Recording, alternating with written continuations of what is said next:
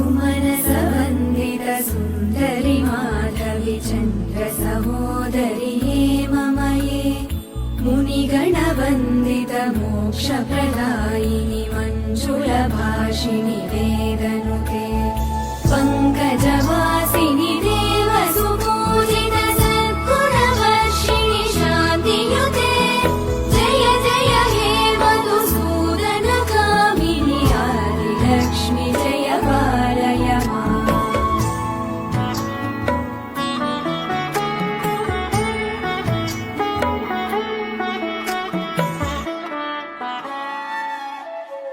अयि कलिकल्मषनाशिनि कामिनि वैदिकरूपिणि वेदमये क्षीरसमुद्भव मङ्गलरूपिणि मन्त्रनिवासिनि मन्त्रनुते मङ्गलदायिनि गणवन्दित मोक्षप्रदायिनि मञ्जुलभाषिणि वेदनुते पङ्कजवासिनि देवसुपूजित सद्गुणवर्षिणि शान्तियुते जय जय हे मधुसूदनकामिनि आदिलक्ष्मि जय पालय माम्।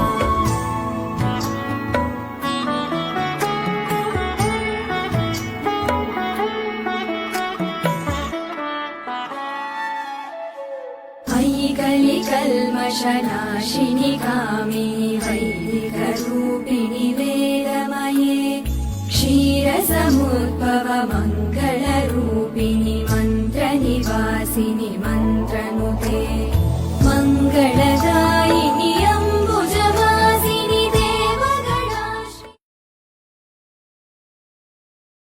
सहोदरि हेममये मुनिगणवन्दित मोक्षप्रदायिनि मञ्जुलभाषिणि वेदनुते पङ्कजवासिनि देवसुपूजित सद्गुणवर्षिणि शान्तियुते जय जय हे मधुसूदनकामिनि आदिलक्ष्मि जय पालय माम्।